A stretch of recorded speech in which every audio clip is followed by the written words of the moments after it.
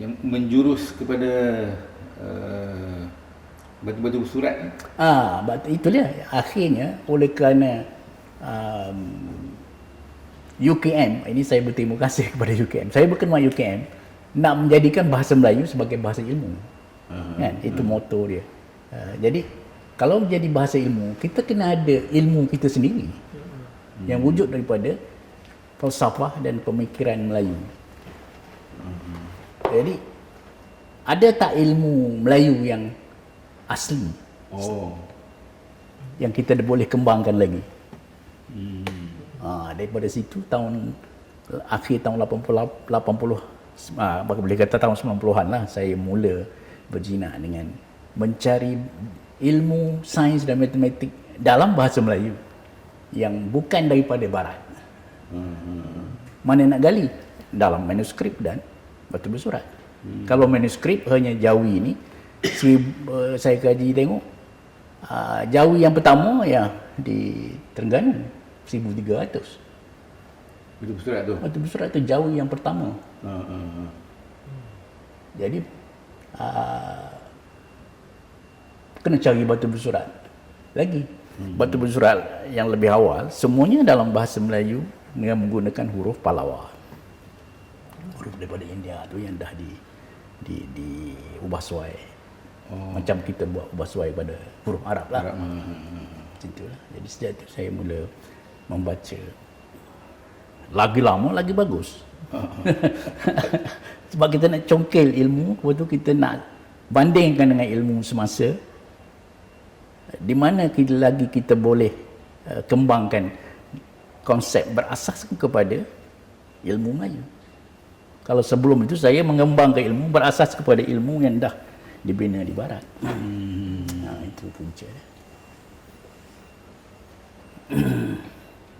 Berapa lama? Daripada tahun 88 tahun 90 lah kata. Saya jumpa nasib saya. Saya jumpa batu-batu bersurat, pergi kepada batu bersurat abad ke-7 ke-8 ni.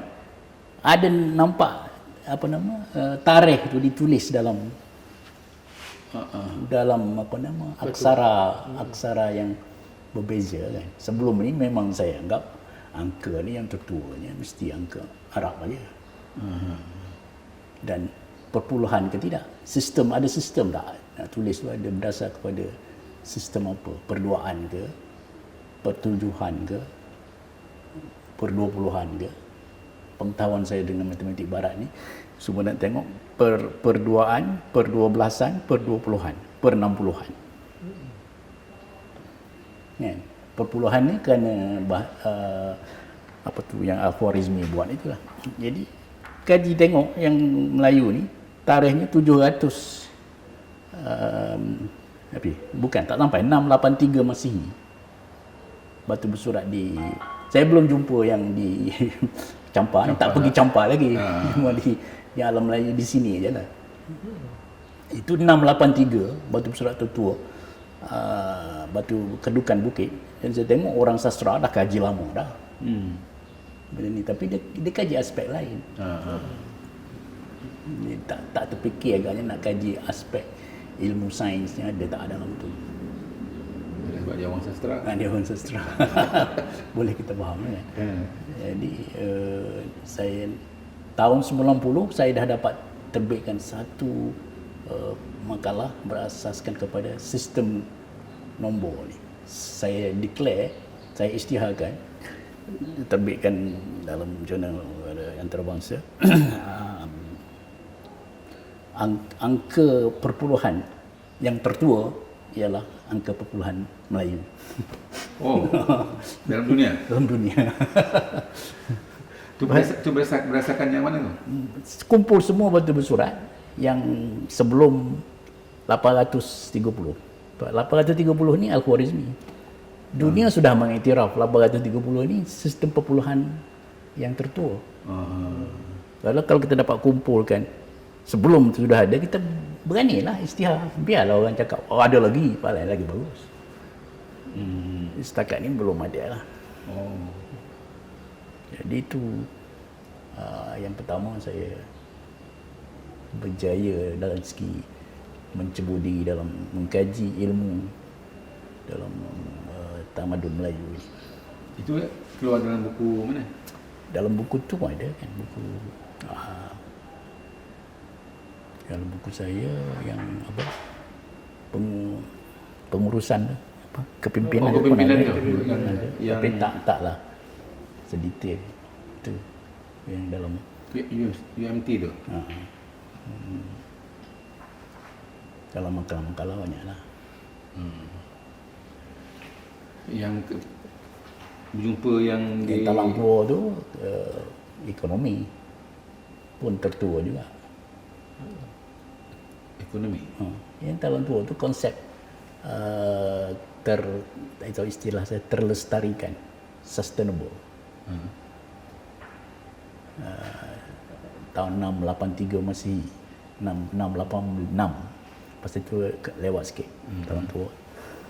Dalam tu lah saya dapat ilham melihat bagaimana Raja Sriwijaya membuat satu dasar ekonomi yang boleh ditafsirkan sebagai dasar ekonomi yang terlestarikan.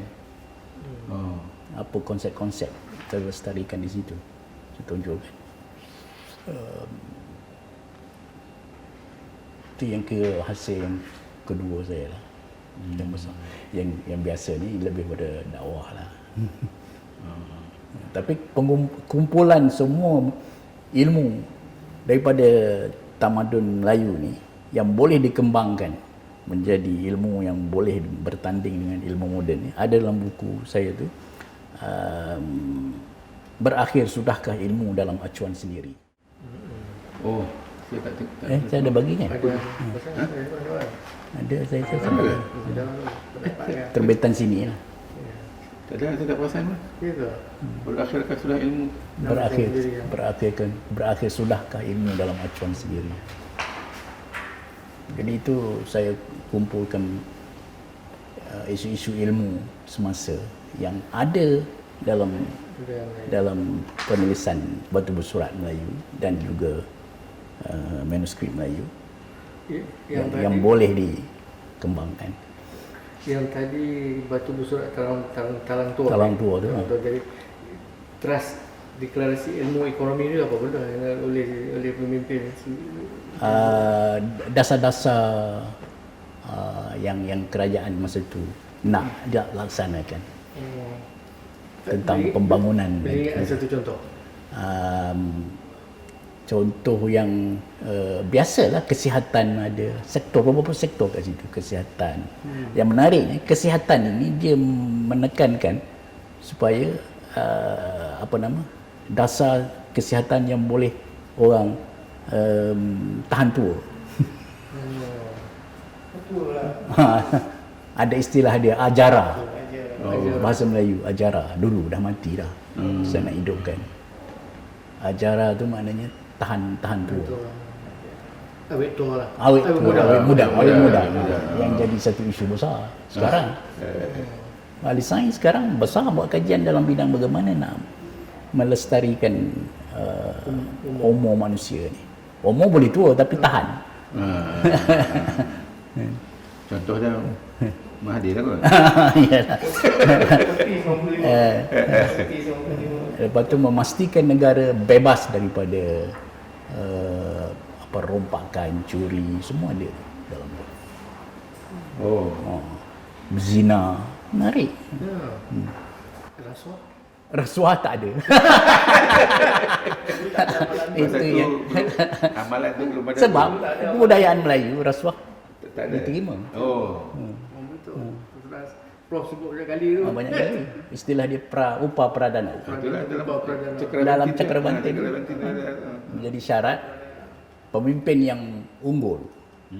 Daripada 32 sifat tu, ada satu sifat pandai memberi upah pradana pada 4 jenis manusia. Mana ada strategi dia. Bukan pakai bagi. Tak masuk politik. Tak boleh. Ada setara dia. Ada 4 sektor. Dia sebutlah dalam tu. Yang jelasnya musuh. Tapi pada kawan pun ada. Kena bagi. Ada 4. Saya tak ingat 2 lagi. Ya. perdana. Satu besar. Saya juga tengok dalam kanun Melaka. Ada tak tentang hukum Rasuah. rasuah ni? Pun tak ada. Ada. Dia cuma cakap rasuah ini berdosa besar. Ha. Tapi hukum dunia tak ada. Jadi menunjukkan ringan lah. Bukan untuk kepentingan sekarang. Itu untuk kita dengan Tuhan. Dia ada sebut berdosa besar rasuah. Oh, ini bukan bidang saya. Tapi apa ni, Prof, minat juga? Minat, Baca juga kan? minat je. Ha? Baca juga kan? Baca lah.